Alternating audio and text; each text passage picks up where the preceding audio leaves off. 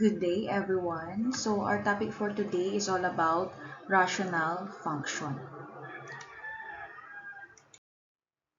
So what is this rational function? So rational function is any function that can be written as the ratio of two polynomial functions. Okay, when we talk about ratio, of course, it involves fraction. Okay, it involves fraction. Okay, fraction, okay, if we have our fraction, we have the numerator and then the denominator. Okay, so in here, in a rational function, the denominator should not be equal to, it should not be equal to 0. Okay, the denominator should not be equal to 0 kasi it will be undefined. Okay. Okay, so we have here, okay, in this lesson, we have to find the domain, intercepts, zeros, asymptotes, whole, and the graph of the given rational function. So first, let us define each, okay?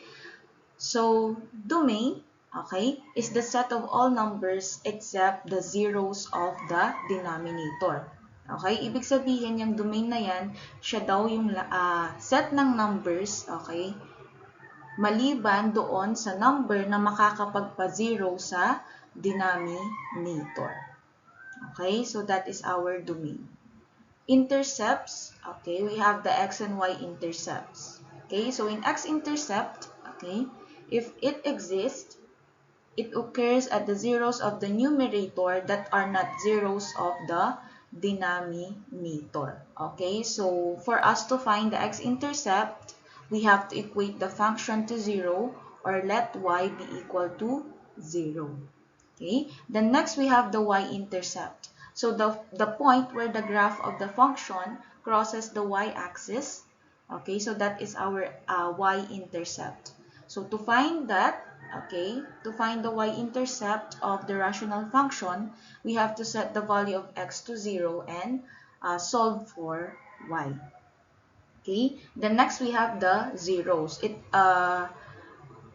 These are the values of x which make the function 0. Okay, or in short, just remember this, zeros is same as x-intercept. So kung nahanap na ninyo yung x-intercept ninyo, yun na din yung 0 value natin.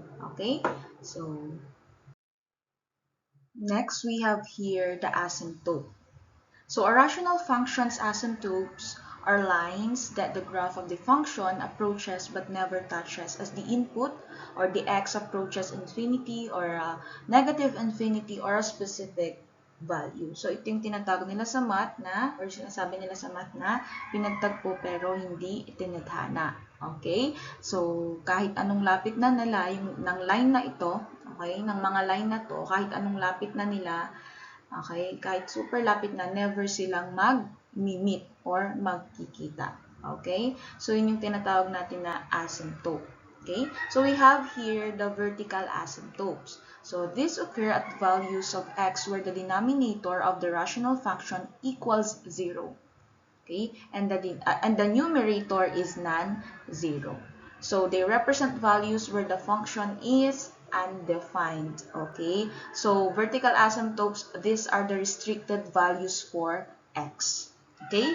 Next, we have the horizontal asymptotes. So, these are horizontal lines that the graph approaches as x approaches positive or negative infinity. So, their existence and location depend on the degrees. Okay? Pag sinabi nating degrees, yung highest exponent. Okay? Ng ating polynomial. Okay? Degrees of the numerator and denominator. Okay? So, when we are looking for the horizontal asymptote, we have to remember these three conditions. Okay? So, if dn, or ano yan, if the degree of the numerator is less than the degree of the denominator, then y, or our horizontal asymptote, is equal to 0. Okay? Then the second one, if the degree of the numerator is equal to the degree of the denominator, then y is equal to a over b. Okay, what is that a over b? So yan yung mga leading coefficient. Okay, leading coefficient ng yung a, leading coefficient ng numerator, yung b, leading coefficient ng denominator. Pag sinabi nating leading coefficient, okay, yan yung number, okay, yung coefficient na kasama nung highest, yung term natin, okay, na may highest degree. Okay? So, yung tatandaan ninyo. And then lastly, if the degree of the numerator is greater than the degree of the denominator, okay, then there is no horizontal asymptote. So, wala. Ilalagay nyo, no horizontal asymptote or none. Okay? So, that's how you find the horizontal asymptote. Okay, next we have the slant or the oblique asymptote. So these are oblique lines that the graph approaches as x approaches positive or negative infinity. So they occur when the degree of the numerator, okay, is exactly 1 more than the degree of the denominator. Okay, so ang tatandaan nyo dito, parang same lang din siya sa horizontal asymptote. Titingnan nyo agad yung degree. Okay, yung highest exponent ng numerator at denominator. Kapag daw yung degree ng numerator ay exactly 1 more than or mas mataas ng isa, okay, sa denominator, sa degree ng denominator, ibig sabihin may slant asymptote siya. Okay? Kapag hindi, kapag equal sila or mas mababa yung degree ng numerator kesa sa degree ng denominator, then you will put none. Okay? Pero kapag meron, ang gagawin nyo lang dito para mahanap yung slant asymptote is that you have to divide the polynomial. You can use the synthetic division or the long division. Okay? It's up to you kung ano yung mas convenient or mas madali para sa inyo. Okay? Again, if there is a slant asymptote in a given function or in a rational function, you have to divide it using the long division or the synthetic division. It's up to you. Okay? Next, we have the whole, also known as a removable discontinuity. So, ano yung removable discontinuity na to? It is a point on the graph where the function is undefined. So, but the discontinuity can be removed by simplifying the function. Okay, so visually, it's represented by an open circle on the graph. So, later on, we will show you. Okay, so I will show you how to graph, of course. Okay? Okay, so ito na yung pinaka-shortcut, okay, na dapat ninyong tandaan when we are looking for the domain, the intercepts, the zeros, the asymptotes, the whole, and when we are graphing a rational function. So, ayan yun, yung shortcut natin. Okay? So, let's have an example. Okay, ayan. Nilagay ko na din dito yung mga shortcut para may guide tayo in every solving that we will do. Okay, so for the first one, okay, given f of x is equal to 1 plus x over 3 minus x. So you have to find the domain, the intercepts, the zeros, the asymptotes, the whole, and of course, we have to graph the function. Okay? So, the first one, we have the domain. Okay? Again, how to find the domain? We just have to equate the denominator to 0, okay, and solve for x. So, titingnan natin yung denominator. So, ano yung denominator natin dyan? We have the, okay, let me write here. So, we have here a domain. Okay, wait lang. Domain. So, we are going to look for the denominator, which is, ayan, 3 minus x is equal to, equate natin sa 0. Okay, so equal to 0. Then, solve for x. Okay, so pag ganyan, pwede natin siyang ilipat dito. So, we have 3 is equal to x, or x is equal to 3. Therefore, our domain, ganito siya isusulat, is x such that x is an element of a real number and x should not be equal to 3. So, that will be our domain. So, yung domain natin is x should not be equal to 3. Okay, restricted yan. So, pag pag daw nag-equal sa 3 yung x natin, magiging 0 yung denominator, magiging undefined. O, diba? You try to substitute 3 minus x or 3 minus 3, that will be 0. So, magiging 0 yung denominator natin, ibig sabihin, magiging undefined. So, restricted siya. Okay? So, ibig sabihin, yung domain natin, lahat ng number except yung positive 3. Okay? Next, we have the x-intercept. Okay? When we are going to get the x-intercept, we have to let y be equal to 0. Okay? And remember that yung f of x natin, masusulat din siya or equal din siya sa y. Okay? So, gagawin lang natin y. So, let's write y is equal to 1 plus x over 3 minus x. So, sabi dyan, let y be equal to 0. So, let's substitute 0 to y. So, 0 is equal to 1 plus x over 3 minus x. And then, how to solve? Cross multiply. So, 0 times 3 minus x is 0 is equal to 1 plus x times, yan, syempre may 1 dyan. Okay, so we have 1 plus x. Okay, then we have to solve for x. So, x is equal to, ilipat nyo lang yung 1 dyan, magiging negative 1. So, our x-intercept is at negative 1, 0. Okay? So, negative 1, 0. Wait lang. Let's just, para mas makita nyo. Ayan. Ayan. So, our x is negative 1, tapos, syempre, yung y natin is 0. Okay? Next, we have the y-intercept. Okay? Y-intercept naman, we have to let x be equal to 0. So, gamitin lang natin yung original function, tapos palitan natin lahat ng x, okay, ng 0. Okay? So, y is equal to 1 plus x over 3 minus x. So, y is equal to 1 plus 0. Palitan lang natin ng 0. Again, yung x, then 3 minus 0. So, y is equal to 1 plus 0 is 1. 3 minus 0 is 3. Okay? So, we have here y is equal to 1/3. Okay? So, therefore, our y-intercept is at 0 and 1/3. Bakit nahuli yung 1/3 dyan? Kasi nga y siya, di ba?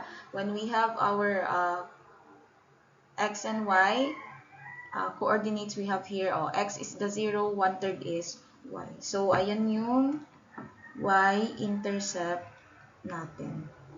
Okay? Then, the next one would be the zeros. Okay? Our zero. So, dito na lang siya. So, yung zeros natin or yung zero natin is same lang siya. Okay? Same lang siya as x-intercept. So, therefore, yung zero natin is, ano ba yung x-intercept natin? We have negative 1. So, x is equal to negative 1. Okay? So, yun yung zeros natin. Wait lang. Ayan. Okay? Next. Next, let's find the vertical or the asymptotes. Okay, the vertical, horizontal, and slant. Okay, if there is. So, let's find the vertical asymptote. So, pang ilan na yun? We have letter E na, vertical asymptote. Okay? So, yung vertical asymptote natin, okay, yan yung restricted, okay? Restricted values for x. Okay? So, ibig sabihin, same lang siya nung kanina sa domain natin. Nakuha natin yung restricted value. So, dito sa vertical asymptote, titingnan lang din ulit natin yung denominator natin. So, which is 3 minus x. Tapos, equate natin siya sa 0. Okay? Tapos, isolve for x. So, pwede mo siyang ipat dyan. Magiging x is equal to 3. So, therefore, our vertical asymptote is 3. Okay? So, yun yung sagot natin. Next is letter F. We have the horizontal asymptote. So, sa horizontal asymptote, tatandaan natin yung 3 conditions na to. So, given the function, itong given natin, f of x is equal to 1 plus x over 3 minus x. Okay, alin sa tingin ninyo dyan yung na-satisfy dito sa mga condition? So, as you can see, the degree, okay, ano yung pinakamataas na exponent sa given natin? We have 1, 'di ba? They both have 1 as the highest. Ibig sabihin, they are equal. Okay? So they are equal. So ang gagawin natin, kukunin natin yung leading coefficient ng numerator at ng denominator natin. So ano yung leading coefficient ng numerator natin? We have, ano yung kasama ng x? Ano yung coefficient ng x? We have 1 automatically. Okay? Hindi siya 0.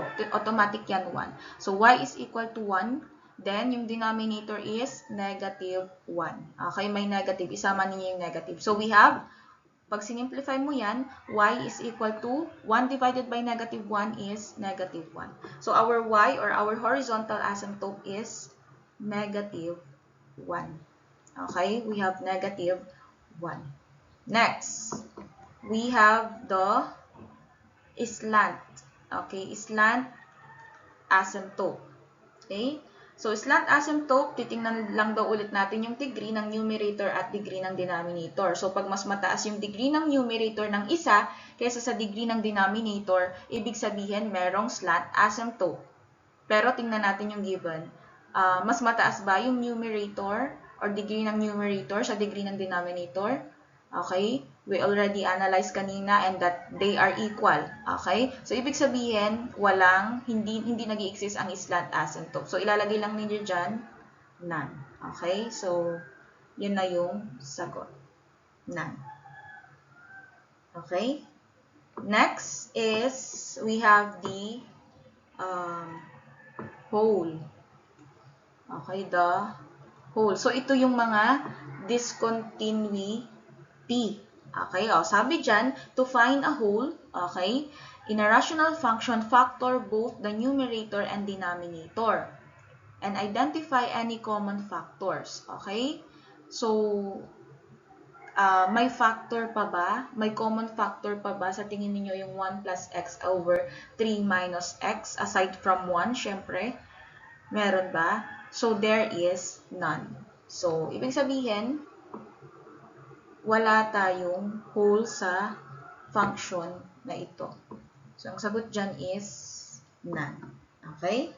Then, ayan. Lastly, okay, we have to graph na. So, paano na natin i-graph yung mga given natin. So, let's draw.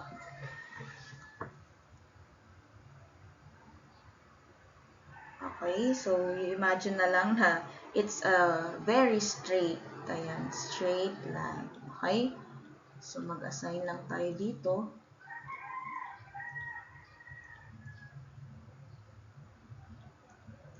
Okay, so we have here 1, 2, 3, 4, negative 1, negative 2, negative 3, ayan. Pag kulang saka na lang dagdagan later. 1, 2, 3, then negative 1, negative 2, negative 3, negative 4. Okay, negative 4. Ayan. So, i-graph na natin. So, kanina, nakuha natin yung domain, x-intercept, y-intercept, and yung 0. Okay? So, ano ulit yung ayan, yung domain natin is, kanina, nakuha natin. Isulat ko lang ulit dito. We have x such that x is an element of a real number and x should not be equal to 3.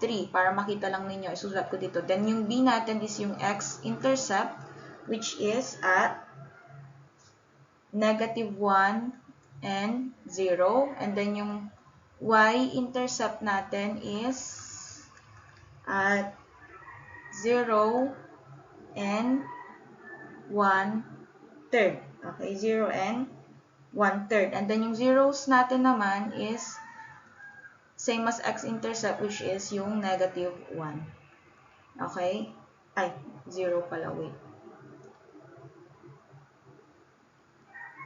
So, we have here the zeros, which is x is equal to negative 1. Ayan. So, yan yung mga nakuha nating value kanina. So, kunin natin yung vertical muna. Okay? Vertical asymptote. Okay? Yung vertical asymptote natin is, ito siya. Nasa 0.3 daw siya. So, x. So, ibig sabihin ito. So, ito. Ito yung vertical asymptote natin. Okay, imagine na lang ninyo na perfect line yan. Okay, then, we have the horizontal asymptote. So, y is equal to negative 1. So, andito naman siya. Ito. Yan o, horizontal siya. Okay, so, dyan hindi mag-meet yung graph natin, yung line natin later on. Then, slant, syempre, wala. Okay, sabi niya dyan. Then, punta na tayo sa x-intercept. Okay? Nasaan yung x-intercept natin? We have negative 1 and 0. So, yung negative 1, andito yung x tapos 0. So, ibig sabihin, ito siya. Negative 1, 0. Tapos, yung y-intercept naman natin is 0 and 1/3. So, yung 1/3 nandito siya. Okay? So, at dito siya. Ito yung y-intercept natin.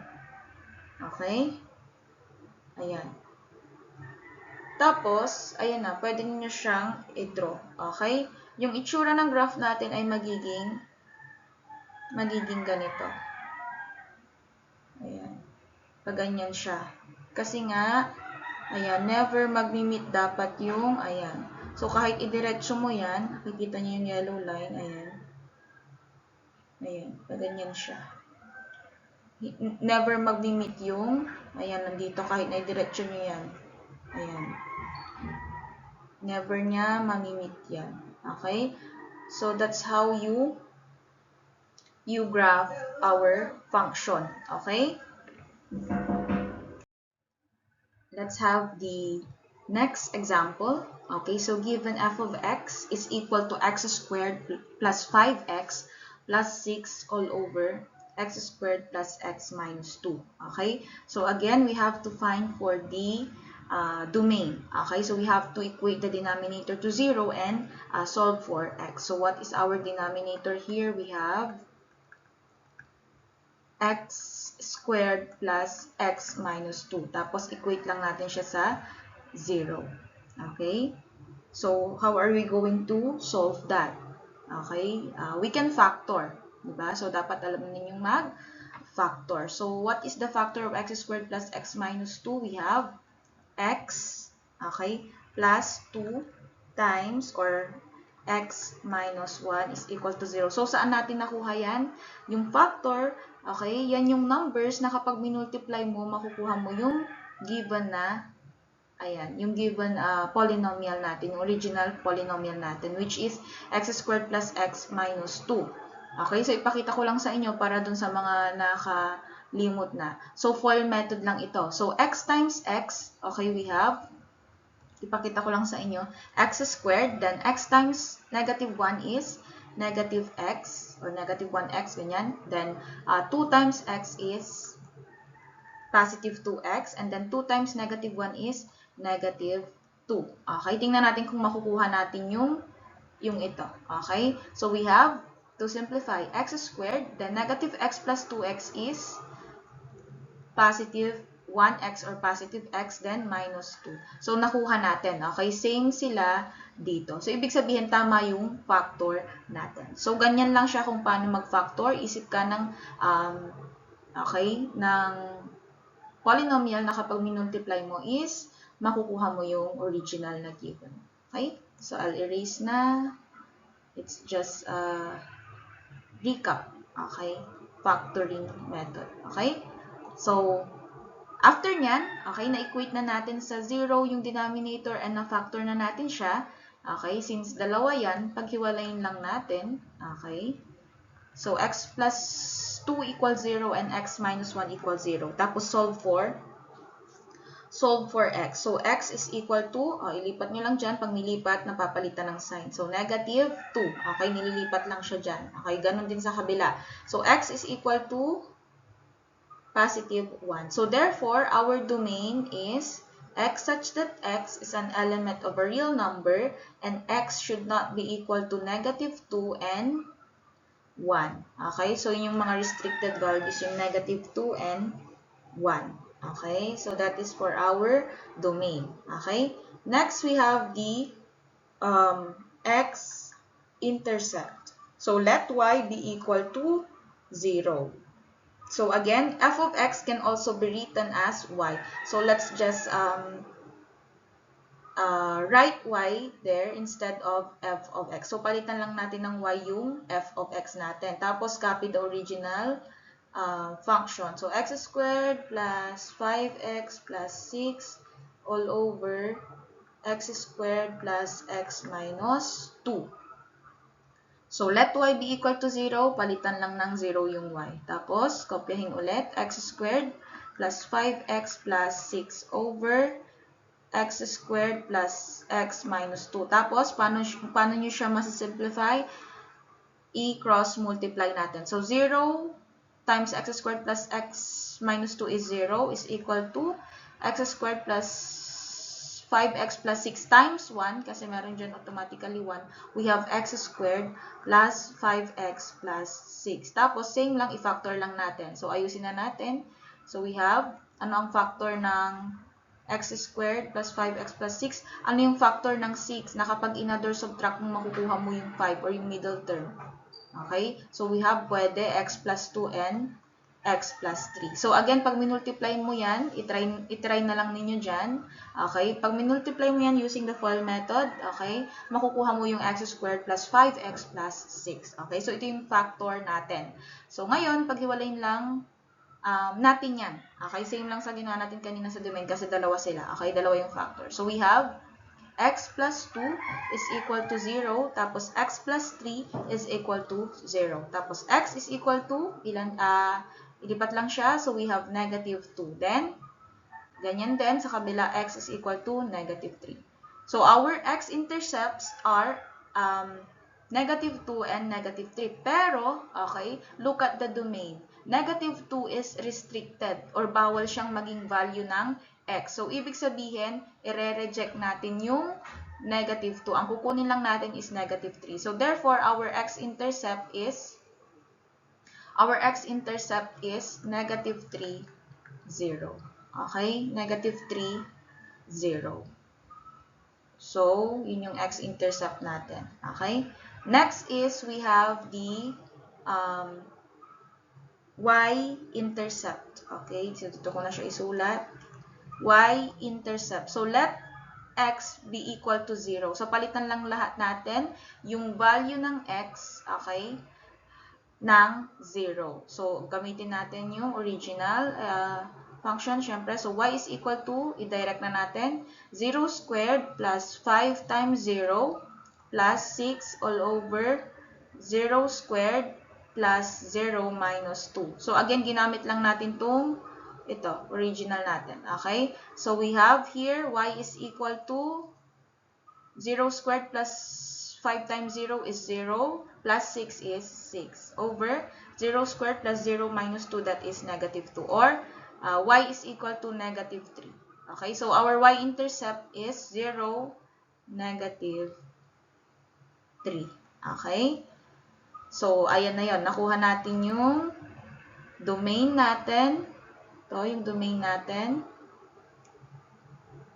Nakuha na natin yung x-intercept natin. Okay? And then our y-intercept. Okay? Next is yung zeros natin. So, pag sinabing 0, same as x-intercept. So, ano ba yung x-intercept natin kanina? X is equal to, ano yung x-intercept natin? Negative 3. So, yan na yun. So, yung isa hindi pwede kasi nga restricted siya. Okay, so x is equal to negative 3. So, that is for the first 4. Okay, next, okay, we have the vertical. We have to find the vertical asymptote. Okay? So, vertical asymptote. So, dito, kanina, finactor natin. So, kasi dito sa vertical asymptote, kapag factorable, okay, kapag factorable yung ating given polynomials, okay, we have to factor muna. So, ano yung factor ulit natin kanina? We have y is equal to, what are the factors? We have x plus 2 and yung x plus 3 over x plus 2, okay, and x minus 1. Okay, so yan yung factored form nito. Okay, factored form. So, vertical asymptote, okay, so titingnan natin yung common factor. Kasi ang common factor na yan, yan yung whole nila. Mamaya gagamitin natin. So again, yung common factor, kapag factorable yung ating given, okay, yung common factor, yan yung magiging whole natin. Okay, yan yung magiging whole natin. So ika-cancel natin yan, hindi natin siya kailangan kay vertical asymptote. So may common factor tayo dito na x plus 2. Okay? Parehong merong x plus 2 yung numerator and denominator natin. So, cancel natin siya. Tapos, ang gagawin natin sa vertical asymptote dyan, kukunin natin yung factor or yung remaining, okay, yung natira, na denominator. Tapos, i-equate natin sa 0, tapos i-solve natin. Solve natin yung value niya. Tapos, yun yung magiging vertical asymptote natin. So, the remaining denominator there is x minus 1. So, equate natin siya sa 0. Yan. So, x is equal to 1. So, yan na yung vertical asymptote natin. Okay? So, x is equal to 1. Okay? Next is the horizontal asymptote. Okay, so ganun lang din, i-compare lang ulit natin yung degree ng numerator at degree ng denominator. So as you can see, the degree there is, sa numerator natin is 2, right? Tapos ang degree din ng denominator natin, degree ng denominator is 2 din. So they are equal. So ibig sabihin, gagamitin natin ito, yung second condition dyan. So we have to get the leading coefficient of the numerator and then the denominator. So, ano ang leading coefficient? We have 1 and 1. Or, if we simplify, 1 divided by 1 is 1. So, our horizontal asymptote is, yan, at 1. Okay? So, ayan siya. Next, we have the, F pala ito. Okay. We have the slant. Okay, slant asymptote. So, sa slant asymptote, tingnan natin kung yung degree ng numerator ay exactly 1 more than the degree of denominator. So, as you can see nga, in-analyze natin kanina sa horizontal asymptote, na equal lang sila. Equal lang yung degree nila. So, ibig sabihin, pag hindi ito na-satisfy sa slant asymptote natin, ibig sabihin, there is no slant asymptote or none. Okay? So, yun lang siya. Next, the whole. Okay? Yung whole natin. So, yung whole natin, ayan yung sinasabi ko kanina. Okay, gagamitin nyo dyan ngayon yung common factor. Ayan, yung kinancel natin kanina na x plus 2. So, yun yung gagamitin yung value ng whole natin. Okay? So, kunin natin yung x plus 2, tapos equate sa 0. So, x will be negative 2. After nyan, kailangan makuha natin yung y. Kasi yung whole na yan, yan yung discontinuity. Yung point ng discontinuity sa graph natin or yung doon sa line natin. Sa magiging curve or line natin mamaya. So, yung x natin nasa negative 2. So, paano natin mahahanap yung y? Okay, yung y naman, kunin lang ninyo yung natira, okay, natirang numerator and denominator, natirang mga factors, okay, after you cancel the common factor, yung mga natira, kunin nyo yun. So, y is equal to x plus 3 over x minus 1. Tapos, paano mahanap yung value ng y? I-substitute nyo lang yung negative 2 na nakuha natin dito sa lahat ng x dyan. So, we have y is equal to negative 2 plus 3 over negative 2 minus 1. So y is equal to negative 2 plus 3 is 1 over negative 2 minus 1 is negative 3, or y is equal to negative 1/3. So therefore, our whole is at negative 2 and negative 1/3. Okay? So yan na yung whole natin. So ipakita ko sa inyo kung paano siya i-graph. Okay? So mag-graph na tayo. We have here the graphing. Okay? So, ito, again, imaginein na lang ninyo na straight line yung ating graph. Okay, sige. So, wait.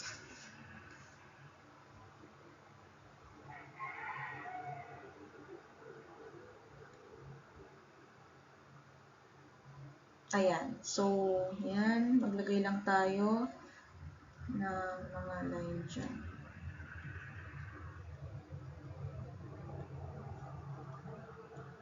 Okay, so we have 1, 2, 3, 4, negative 1, negative 2. So, dagdagan na lang natin mamaya kung kulang pa. And then we have here 1, 2, 3, 4, 2, negative 3, negative 4. So, balikan natin yung mga nakuha natin kanina. Okay? So, nakuha natin sa domain kanina, ang restricted value, isulat ko na lang dito kasi hindi kasya. So, x should not be equal to negative 2 at saka 1. Sabi niya. Tapos, yung x-intercept natin, ang nakuha natin is negative 3, 0. So, nilalagay ko na lang siya dito. Tapos, yung y-intercept natin is 0, tapos negative 3. And then, yung 0 natin is, of course, x is equal to negative 3. Okay, so yan yung nakuha natin kanina para lang may copy tayo. Okay, so let's have the vertical asymptote first para makita natin yung line na yon. Vertical asymptote is at 1. Ito siya. So, ibig sabihin yan, hindi sila mag-dyan. Tapos, the horizontal asymptote is also at 1. So, dito siya. Positive 1. Ayan siya, horizontal asymptote. Then, slant asymptote, wala. Okay? Then, let's have the x-intercept now. X-intercept is negative 3 tapos 0. So, nandito siya. Then, yung y-intercept natin is as 0 and negative 3. So, andito naman siya. Then, since may hole tayo, gagamitin natin yung hole natin. So, yung hole natin, paano siya? Negative 2. So, yung x is negative 2. So, dito siya, negative 2. Tapos, negative 1/3. So, hatiin natin siya. So, andito siya, yung hole natin. Ngayon, yung hole natin, nare-represent siya, andito siya. Okay, estimated. Nang ganyan. Okay, para siyang open, open yung gitna niya. Okay, so yun yung hole natin. Tapos, pag i-graph na ninyo yan, okay, pag i-graph na ninyo yan, ganito siya. Ayan. Ayan. So, ibig sabihin yon yan. Yung point dyan sa may hole, yan yung discontinuity ng line. So, dapat wala yung dyan. Ay, na-erase lahat. Okay, for a while. Oops. Na-erase siya. Wait lang. Ulitin natin. Ayan siya. Okay, so we have, ayan. So, again, yung hole natin is ganito siya. So, negative 2 tapos 1/3. So, nandito siya estimated. Ayan. Tapos, ayan, pag i-graph nyo siya, ayan siya. Tapos, stop. Dapat hindi siya connected dyan. Kasi nga, yun yung hole natin. Discontinuity. Siya yung parang nagputol or pumutol doon sa line. Ayan siya. Ayan. So, kahit anong diretso daw niyan, hindi mag-meet yan dito sa horizontal at vertical asymptote natin. So, yan na yung pinaka-graph natin. Okay? So, that's for our second example. Okay?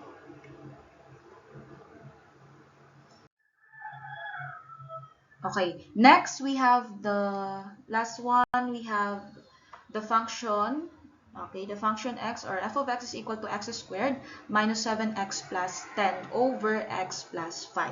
Okay, so the first one we have to find for the domain.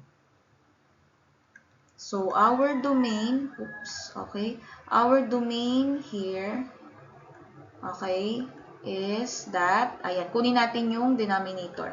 X plus 5, equate natin sa 0. And solve for x. So x is equal to negative 5. So therefore, our domain is x such that x is an element of a real number and x should not be equal to negative 5. Okay? So dapat daw hindi negative 5 para hindi mag-0 yung denominator natin. So yan na yung domain natin. Okay? Next is the x-intercept. So let y be equal to 0. So let's just write the original function. Y is equal to x squared minus 7x plus 10 over x plus 5. Okay? So let y be equal to 0. So 0 is equal to x squared minus 7x plus 10 over x plus 5. Tapos, cross multiply. So, 0 times x plus 5, that is 0, is equal to x squared minus 7x plus 10. Okay? And then, let's factor para mahanap natin or ma-solve natin yung value ng x. Ano ang factor ng x squared plus 7x plus 10? Think of a number that think of a number or the factor of 10 that if you add or subtract, you will get negative 7 kasi siya yung nasa gitna. So we have here negative 2 and negative 5 is equal to 0. So again, paano nyo ma-check kung tama yung nakuha yung factor? Pwede nyo siyang i-multiply. Okay? Pag nag-multiply tayo ng binomial by binomial, gagamitin niyo yung FOIL method. Okay? So, ayan siya. X minus 2 tsaka x minus 5. Tapos, paghiwalay natin siya, equate natin sila both sa 0. So, x is equal to 2 and x is equal to 5. Therefore, okay, meron tayong dalawang x-intercepts. Kasi nga, tingnan nyo yung domain natin, negative 5 siya, hindi siya positive 5. So, okay pa rin to. So, therefore, ang x-intercepts natin, dalawa. So, we have 2, 0, and yung 5 and 0. So, again, pwedeng madoble or maging dalawa yung x-intercept natin. Okay? Next, we have the y-intercept. So, let x be equal to, in here, let x be equal to 0. So, papalitan lang lahat natin ng 0 yung value ng x. So, we have y is equal to, i-direct na natin, 0 squared minus 7 times 0 plus 10 over 0 plus 5. So, again, ginamit ko yung original function natin. So, we have y is equal to 0 squared is 0 minus 7 times 0 is 0 plus 10, that is 10. Then 0 plus 5 is 5. So, y is equal to 10 divided by 5, that is 2. So, our y-intercept is at 0, 2. Okay? So, let me just, yan, para mas makita ninyo, ayan yung answer natin. Okay? Next is the zeros. Okay? Yung zeros natin, same siya sa x-intercept. So, ano yung x-intercept natin? We have x is equal to 2 and x is equal to 5. Okay? So, dalawa pa rin siya. So, yung zeros natin ay, ayan, yung dalawa.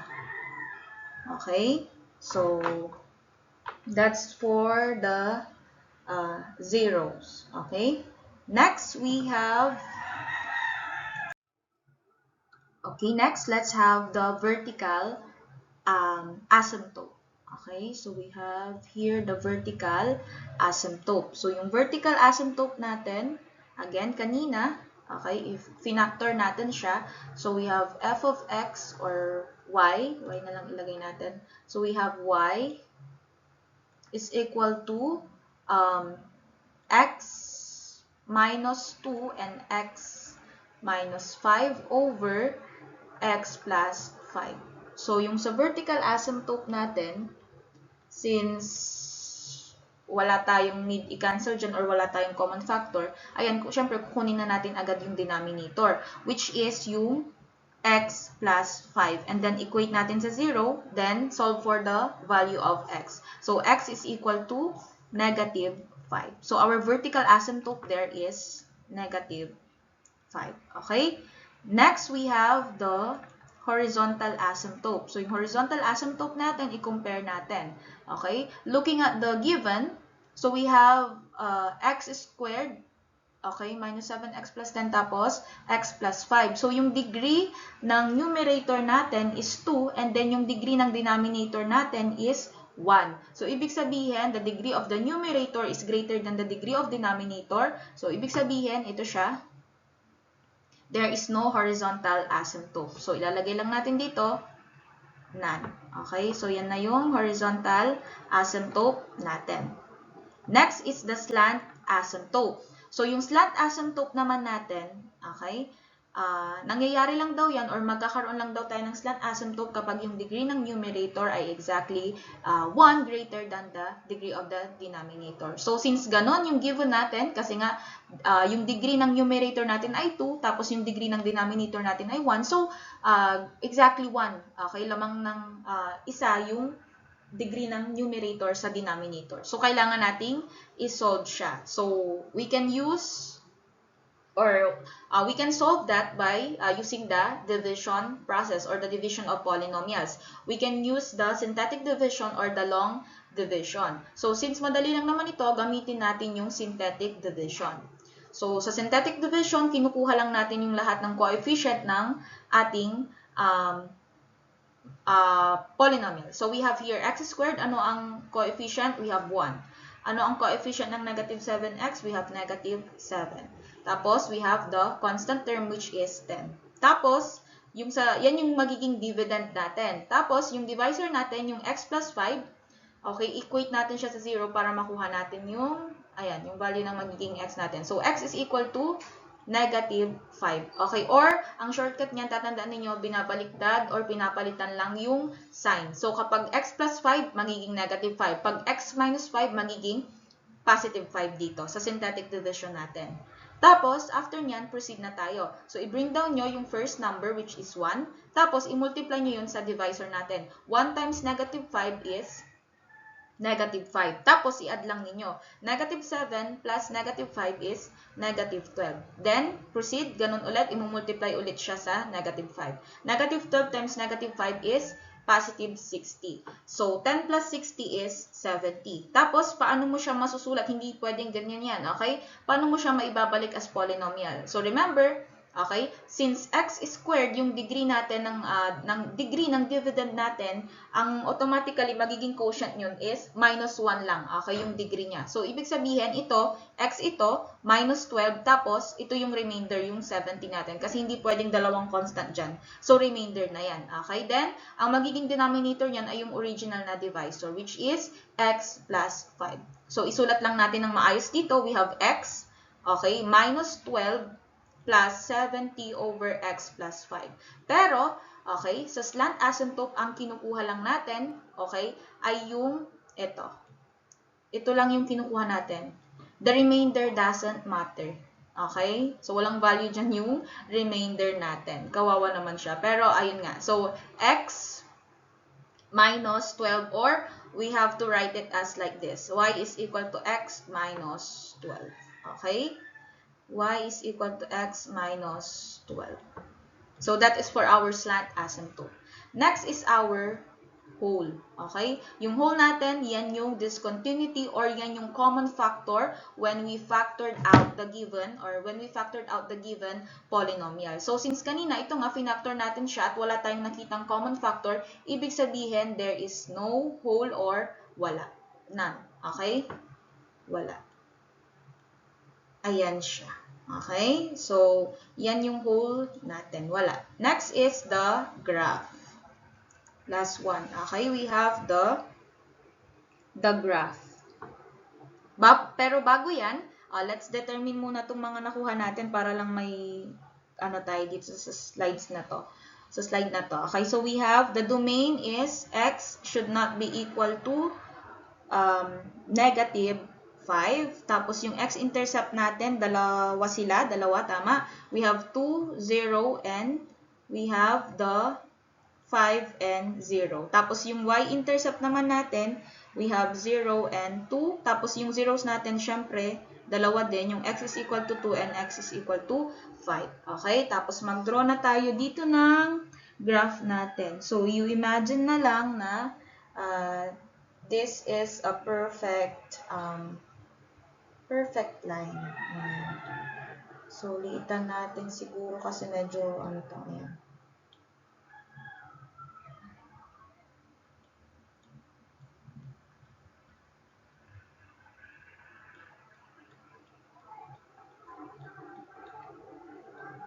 Ayan, ganyan na natin. So, lagyan lang natin siya ng value. We have 1, 2, 3, 4, 5, 6, 7, 8, 9, 10. So, kapag kulang, dagdagan na lang natin mamaya. Negative 2. Ayan. Intindihin na lang ninyo. Medyo limited kasi yung space. Okay. So, ayan. Tapos,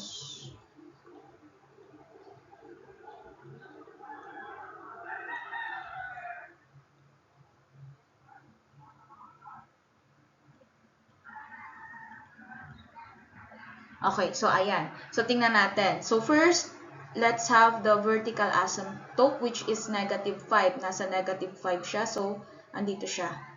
Ito yung vertical asymptote natin. Next is horizontal asymptote, kaso wala. Okay? Let's move on with the slant asymptote. So, y is equal to x minus 12. So, paano nyo siya i-graph? Okay? So, pag nag-graph kayo ng ganyan, mag-assign lang kayo ng value ng x. Okay? Make sure na yung i-assign ninyo is madaling i-compute, syempre. Okay? So, ako gusto ko i-let yung x as 0.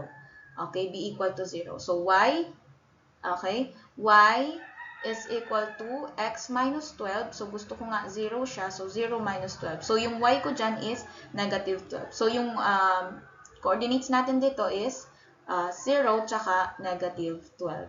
Okay? Isa pa, para dalawa sila, dalawang point. Okay? So, gusto ko naman i-let yung x as, let's say, 10. Okay? So, y is equal to 10 minus 12. Y is equal to negative 2. So, ibig sabihin, 10 and negative 2. So, meron na tayong dalawa dito. Pwede ko siyang gamitin sa pag-graph natin. Okay? So, gamitin ko siya. Yung slant natin, slant asymptote natin, nasa point 0 and negative 12. So, kulang pa pala ako dito. So, magdagdag tayo 9, 10, 11, 12. O, for example, nandito siya kasi kulang na yung ano natin. Yung space natin. For example, nandyan siya. So, 12. So, ito siya, yung 12 dito. Tapos, yung isa is 10 at negative 2. So, 10 tapos negative 2. So, nandito siyang part. So, ibig sabihin, ayan yung magiging slant natin. So, nandito yung slant natin. Okay? Yan, pa-slant siya. Kinonect ko lang siya. So, yun yung slant asymptote natin. Okay? Then, in-next natin yung mga intercepts natin. So, x-intercept, dalawa sila.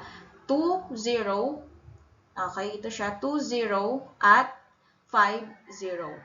Then, yung y-intercept naman natin ay nasa 0 and 2. So, ito siya, 0 and 2. Tapos, pag i-graph na ninyo yan, ganito lang siya. I-ano lang natin. Naka-ganyan siya. Ayan. Whole kasi wala. So, ganyan na talaga. Okay. Naka-ganyan siya. Ayan. So, ibig sabihin, nakikita ninyo, ibig sabihin kahit anong diretsyon nito dyan, anong diretsyon ng line na yan, anong diretsyon nitong slant na to, slant asymptote natin, never silang mag-meet. Okay? So, yan yung graph natin. Okay? So, ayan, that's all for now. So, I hope maintindihan ninyo ang ating lesson for today. Okay? So, that's it for rational function. Thank you!